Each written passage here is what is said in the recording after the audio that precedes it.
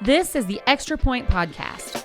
During this podcast, we will dive deeper into our Sunday teaching and share practical next steps for your faith journey. Now, let's kick off the Extra Point.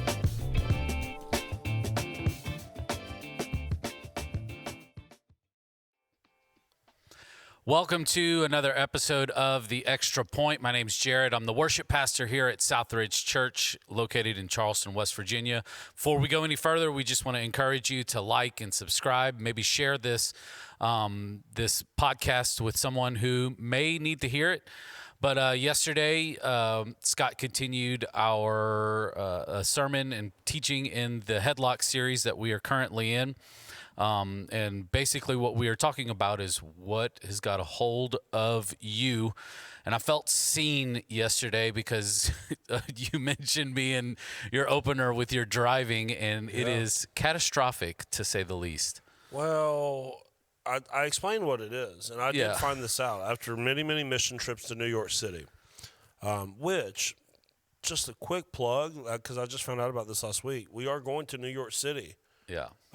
Is it later this year? Mm-hmm. So if you're interested in that, make sure you reach out to somebody. I am made to drive in New York City. If you rode with me in the city, this whole thing would make sense. Yes. I'm made for it. But driving like I'm made for New York City in West Virginia is not a good. And I'm like, the older I get, the more distracted I'm getting while I'm driving. It's not good. Yeah. Like I'm looking everywhere all the time other than right in front of me. And it really is a good metaphor for what we talked about yesterday. Like wherever our eyes tend to focus is where our hands tend to drive.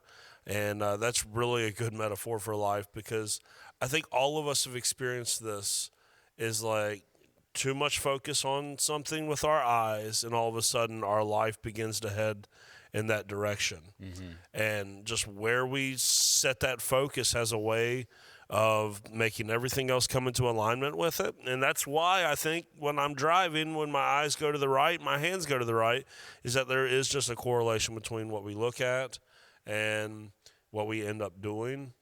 That's why, I mean, we should know this after all these years. That's why advertising is so successful. That's like literally the whole, almost everything in our world right now is ran by advertisement, right? Like I was mentioning, like if you don't pay for premium subscriptions, you're getting ads now. Yep. Like streaming was supposed to be this ad-free thing. Yeah. But they were always just going to be doing this. Same thing with social media. It felt like this place, but their goal was always, how are we going to monetize this? Well, eventually we're going to be able to take all these people's data, figure out what they're into, and then advertise to them. Yeah. And people are going to pay tens of thousands of dollars to be able to know what you like, to see if they can get you to buy their product. And that's why advertisements are on podcasts. Mm-hmm. Like you can't even listen. Like you know, there's some churches on YouTube. If you watch their services, you have to sit through ads. That's because they're monetized. Yeah, that's crazy. Like there's certain churches that when you're listening to their podcast, they're monetized, and so therefore like you gotta. And that's the whole thing. The whole world is being ran off of ads. And then when you take it to the next level of just like everything we look at is really an advertisement for something. Yeah. Right. So like whenever someone is posting like about their family vacation this summer, they might do so with very good intention, but that is also advertising to everyone else on their feed that this is what the good life looks like. Look at us. We're out and about. We're at the pool. There's a palm tree. There's sand. There's a beach. There's great restaurants. Look at this food I'm eating. Look how nice my family looks in their little coordinated outfits, and we're going to pay someone to take our pictures on the beach. And again, with all well-intentioned, but you have to realize if you're just consuming other people's lives all the time, mm-hmm. you're eventually going to try to steer your life to look like that. Yep. That's what gets so dangerous about this. So you're inundated by companies wanting to sell you something, and then you're inundated by other people trying to sell you their lifestyle in pictures and videos and content in that way. And then when we spend most of our, like studies are showing, we're spending over like 4 hours a day on those sorts of channels. Yeah. For most average Americans, which means that you're spending over 20 hours a week.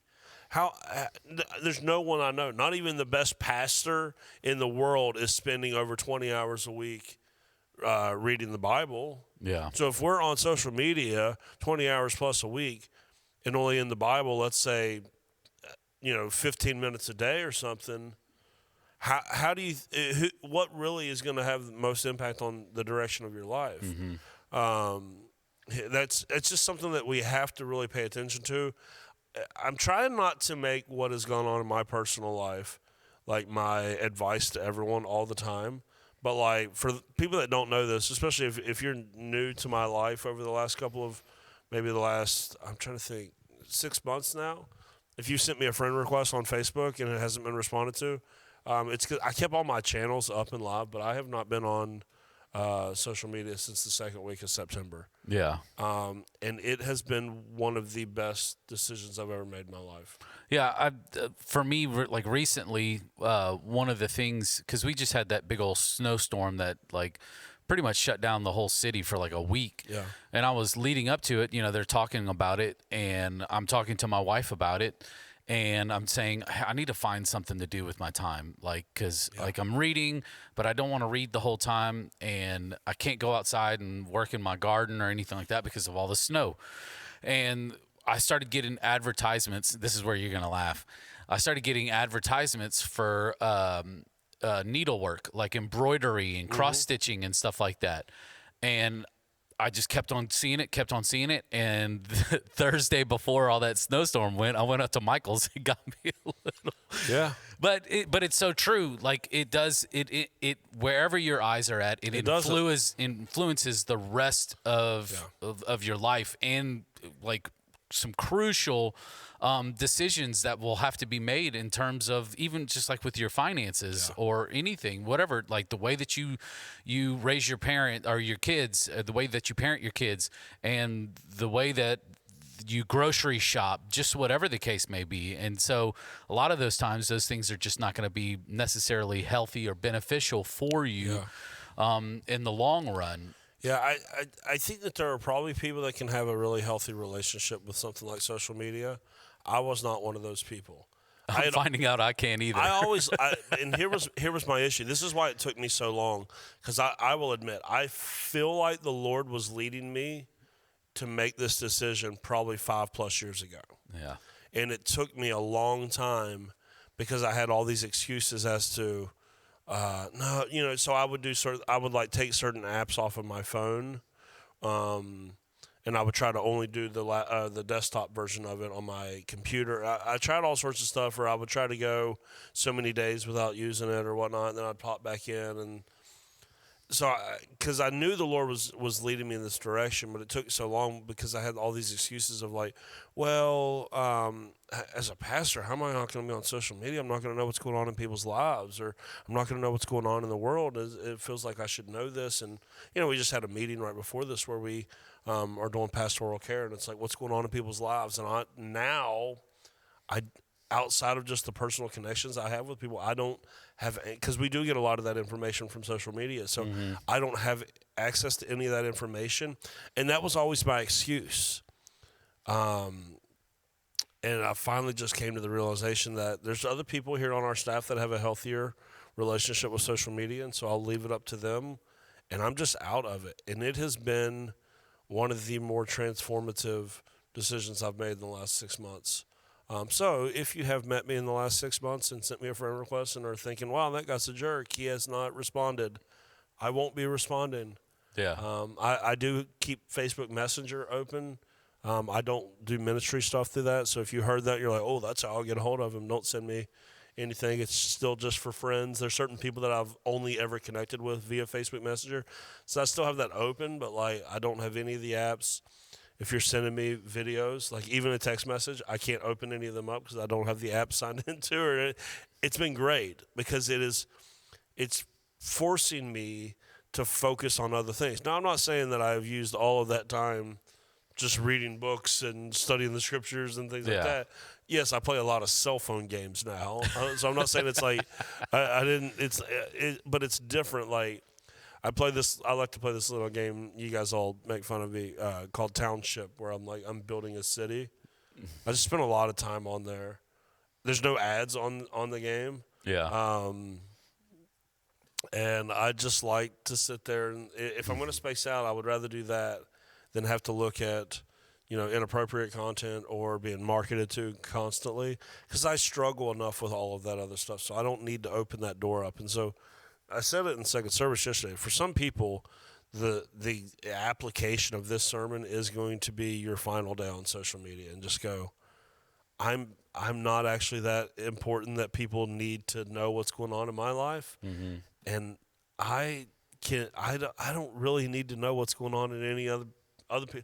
Like, if you're close enough to me, I know what's going on in your life. Yeah. And other than that, I don't need to know what people that I'm not close enough to just had for dinner, or what trips they're taking, or what brands they're wearing. I don't need that, because I know that will affect the direction that I want to take myself and my family, and I don't want that. I want that direction to be set from somewhere else. So I really, really think something that we're all going to have to wrestle with. This is, again, why I would say if you have kids that are on social media, I would reverse that decision as fast as possible, because it's only going to accelerate all of these problems that we have as adults right now, because we were the generation that got experimented on with all of this. Yeah. You need to reverse that decision as fast as possible before they end up with the same issues that you have. Yeah, because that machine is just getting more and more fine-tuned every single day. Yeah, it is. It's gonna. I think that we're gonna realize that we are being discipled by an algorithm. Mm-hmm. Like, I think that's what people don't always understand. They always say stuff like, the world is so divided. Mm-hmm. Why is everyone heading off to the extremes? It's funny. I do love. I can't remember. There was a comedian that pointed this out, but people are like, "This is the most divided the world's ever been, or the country's ever been." It's like, well, pause a second. No, it's not. Yeah. We did have a civil war. Yeah. Yeah. So we've been there, done that before. But it is very divided. And why does it feel like that? Because if you're going to spend 20 plus hours a week, you're going to, on social media or something like that, you're going to get the same algorithm that's just going to reinforce everything that you think, to the point that now you have become your own echo chamber. That's why you feel so strongly about everything. Yeah. And so, again, if you're going to spend 20 plus hours on there, you're going to fall victim to whatever your eyes are focused on for that long.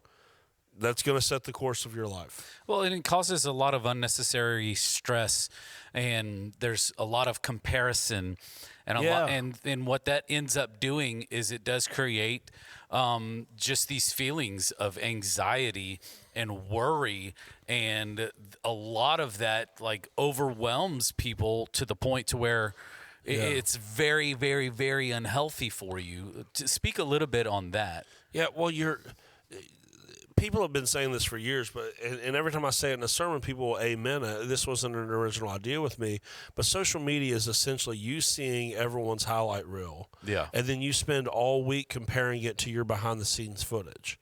And so you go, oh, my gosh, look at their perfectly curated family photos. Look at those trips that they're taking. Look how she dresses. Look how he dresses. Look at what he's doing at work compared to what I'm doing. And you spend all week just comparing yourself.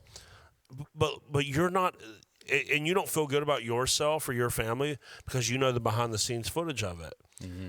And you're not thinking they're not putting their mess out online. They're putting their best foot forward out. And so what's making you feel inferior as you watch is happening from a false place, because you're not seeing the actual picture. And so you're not seeing. So if you see a family on your social media, let's say they went on vacation, and that's like, man, I'd like to do that. You have no idea how that family ended up on that trip, by the way. Yeah. You just don't. All right, here's a couple options. They could have family members that wanted them to take a trip that helped them be able to take that trip. Yep. Which means that maybe somebody else is footing the bill for it. And you look at them and they're going, oh my gosh, look at what they're doing. I want to go do that. But you're not in that situation. Maybe you don't have a family member that's looking out for you. Yeah. Maybe they are very successful in life and they can just pay for that themselves. You don't know that, but maybe they can. Maybe they're on that trip and they're doing so by making really foolish decisions, and they've paid for everything on that trip with a credit card.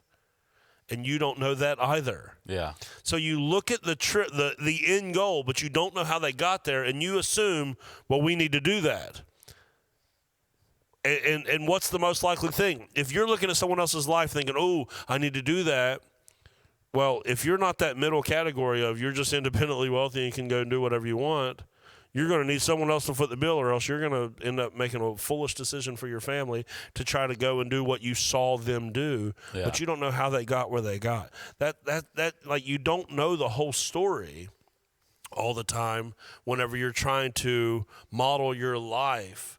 Like, even now, it's funny, a friend of ours, they were wearing an outfit one day. It was from a brand that I know that's very expensive. And I was like, oh, my gosh, I love your outfit or whatnot. And she says, yeah, I bought it on the streets of New York City. It's fake. Because even now, they're making fakes. Yeah. So, like, you might see a picture on social media of someone dripped out in a certain, like, brand and go, oh, man, I got to have that. It might not even be the real thing, but they convinced you that they're wearing the real thing, and then you might be tempted to have to go out and, oh, well, now I got to go and get that because so-and-so has that. Like, you don't even know. Yeah. Like, everything online is fake for the most part. And we're letting that influence the way that we live and how we spend our money and how we spend our time. Yeah. And I'm just cautioning you. If you don't feel like getting off social media is the move for you right now, cut back, or at least go to it with a better perspective of going, I know I'm only seeing the highlight reel. I'm not buying into all the hype around what I'm seeing, and use it for what it's meant to be used for, Connect with friends in meaningful ways and things like that. That's fine. But don't let it be the thing that determines the course of your life, because that's what it's setting out to do. Yeah. One of the things that really stood out to me yesterday whenever you were preaching this sermon, or I should say on Sunday, was we went through a book as a worship team. It was called The Power of 1 Degree.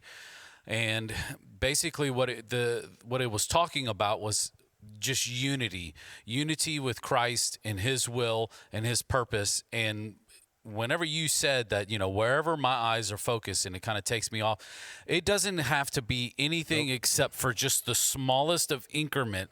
And as you are moving along this journey, it's just 1 degree off course. And it seems like something that is just so subtle and it's easily corrected, but you're comfortable with it. It's not like a complete 90-degree turn. Exactly.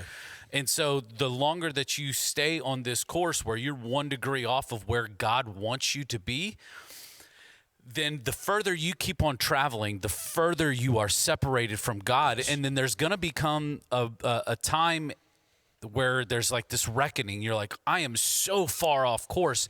How did I get here? Yes. And why am I so far away from things of God and things of the kingdom of God? And it causes for drastic change whenever all you had to do was just be self-aware just a little bit and see what is vying for your attention and just easily make that correction. And whenever you get so far off course, it's like, I've just got to stop and I've got to travel in this other direction to get right back where God wants me, where God needs me to be, if I'm going to be a follower of him and follow his will and his plans and his purpose for my life. Yeah, that's what's so dangerous about it, is you could end up just 1, 2, 3 degrees off of center, and everything could still look really good. Yeah. But the longer you travel that path, you end up miles away from where you're supposed to be. Yeah. And the point Jesus makes in the passage about you can't serve 2 masters. Yeah. He says, because you'll end up loving one and hating the other. I have watched this happen. Yeah.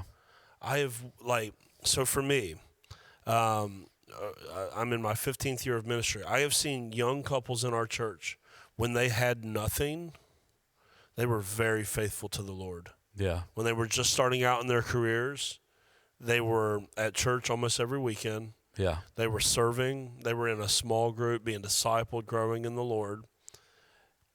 And as they have progressed, I got a raise. I got a new job. Mm-hmm. Now we're making double what we were making when we were in our 20s. As our options have increased, most of the couples that we did life with growing that walked that path, they're not in church anymore. Yeah. Because I know that we don't like to think of it in that drastic of terms, but as their level of affluence grew, something had to win. Yeah. And the Lord didn't win because you can't be multi-mastered. Yeah. And so they chose the other path. This is what happens because you can't let these competing forces hang around for too long, because eventually you get to a decision point. It's like, am I going to follow the Lord and truly lean into this? If not, if I'm not willing to do that, well, then I just need to leave it behind. Yeah. Like, it doesn't make any sense to try to do both, given the fact that it's obvious that you can't. So eventually, and it might be a slow burn for a lot of people. Like, it might take 10 years for you to get there. But eventually, if you don't stomp out the competing force, then you'll leave one of them behind.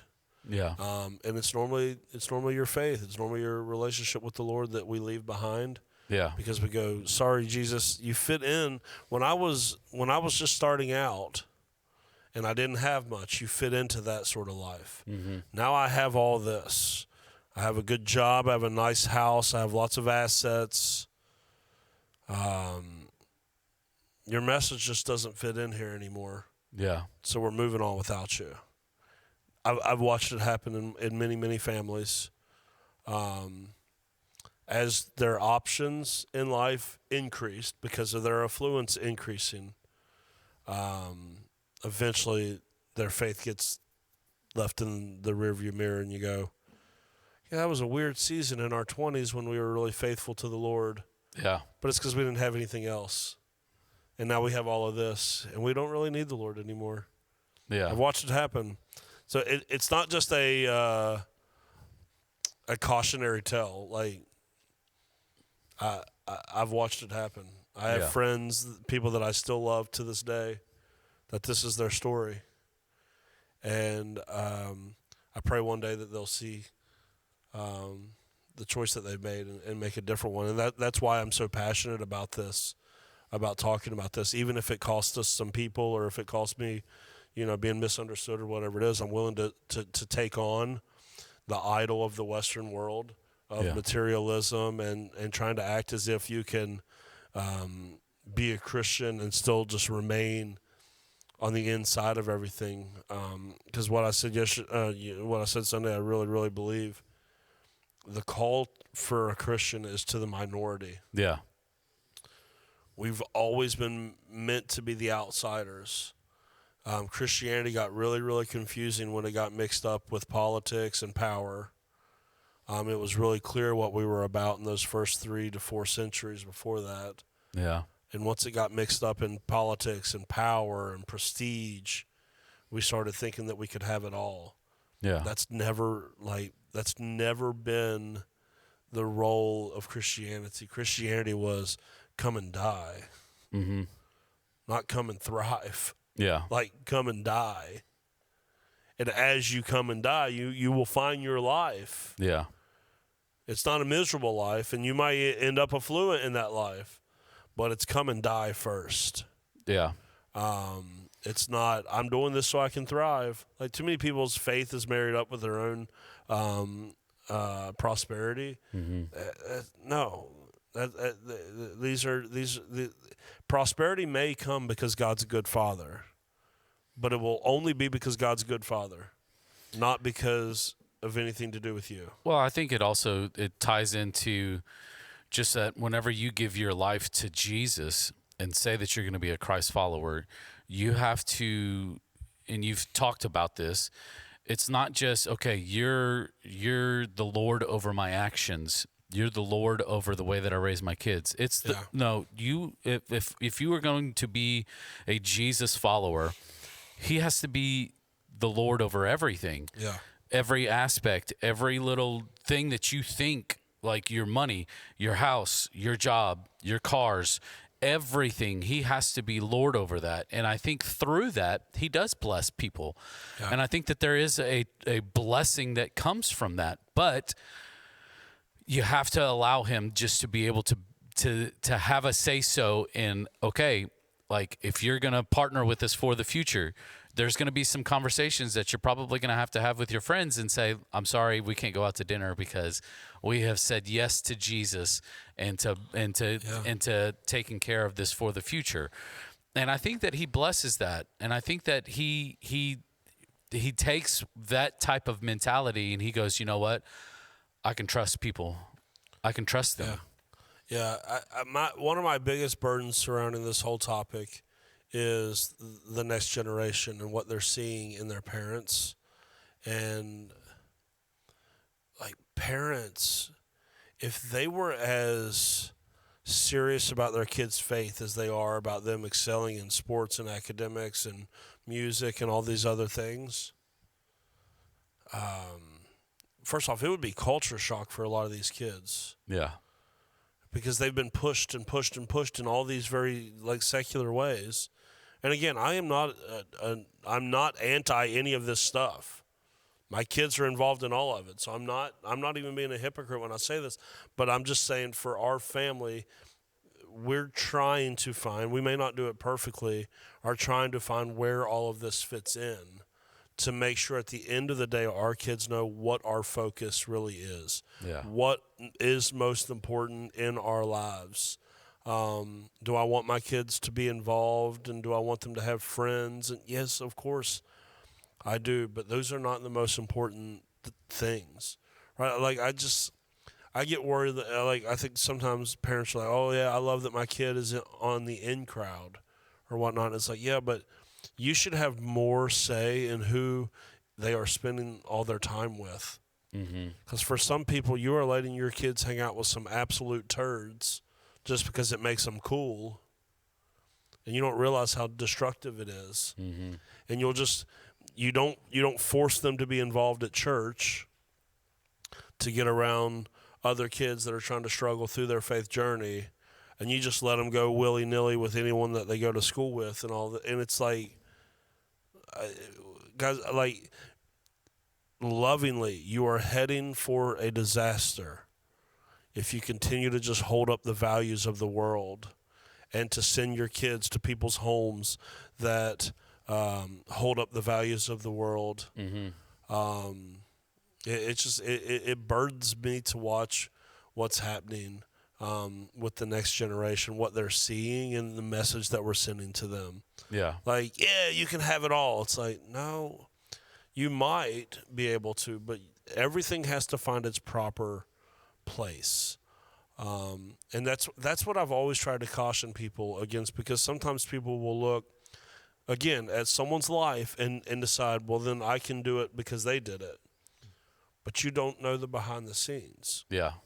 So if anyone has ever tried to model their family life off of my family life because, oh, well, he's a pastor, his kids are involved in this and this and this and this, you don't know the behind the scenes. Yeah.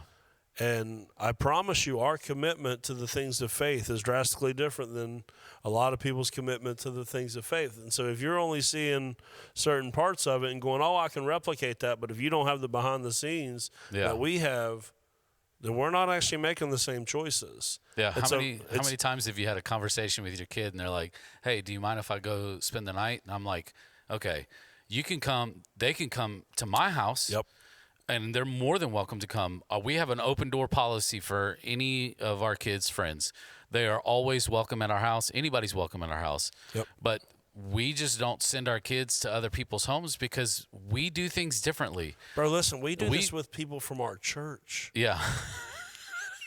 And if I offend you, I offend you, bro.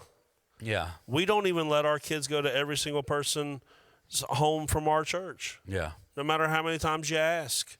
Yeah. I'll try to do it diplomatically until you know. Yeah. or I'll act like we're busy or something. Yeah. But like we just aren't going to put our kids into every environment, period. Yeah. We're just not. It's not. I'm not, because again, there's this whole idea of like, well, our kids are Christians, so we want to put them in positions where they can be a witness. I'm sorry. Listen, that's stupid. That is stupid parenting. If your kid is not properly discipled, Yeah. and you send them out to be a witness, they're going to end up being a casualty. Period. Yeah. And most kids are not properly discipled at home or in most churches to go out and to be a witness in a hurt and dying world.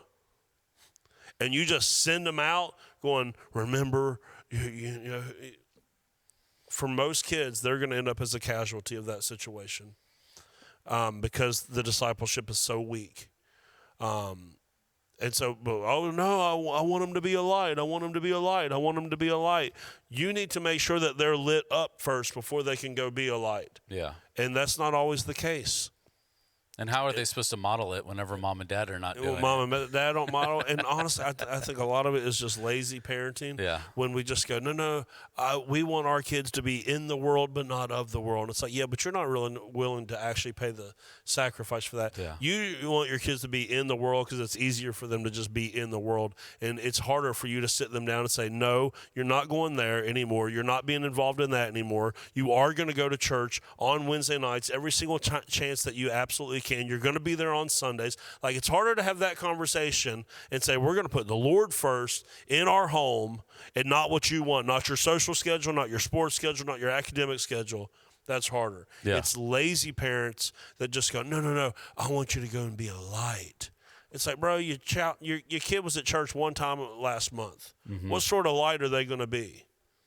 You ain't talked about the Lord in your home all last month. All they got was a 30-minute lesson in the youth group. And you want them to go be a light?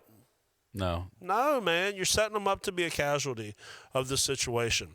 99% of the time, they're going to choose to get lit as opposed to be a light. 100%, dude. I'm not trying to be like some like dooms. I'm letting people know. I'm seeing it. Like, I've been around long enough to know. I'm seeing it. Yeah. Like, you just don't realize the decisions that you are making right now, the places that you are putting your kids, mm-hmm. how that is infecting. And the reason why you're making those decisions, you can sit there and pretend like you got noble, evangelistic goals in mind. No, you're being lazy. Yeah. You're being lazy. You think someone else should be responsible for discipling your kid, and you just still, for most parents, because they don't have it all together, they don't even know how to get the kids, like they don't have their faith right, so their kids don't have their faith right. Yeah. But something has to change. It's all about where we focus, and if our goals are all the same as the goals of the people outside of the church, it's like they're identical twins. Yeah, we're no different. And we were called to be different. Peter said it. We are meant to be a peculiar people. Mm-hmm. But most of us want to fit in. Most of us want to look just like everybody else. And parents, if that's the choice you're making, trust me, you'll pay the price. But the ones that will really pay the price will be your kids. Yeah. Awesome. Well, I appreciate you taking the time to dive a little bit deeper into this past Sunday's teaching. We thank you so much for listening. Continue to join in with us.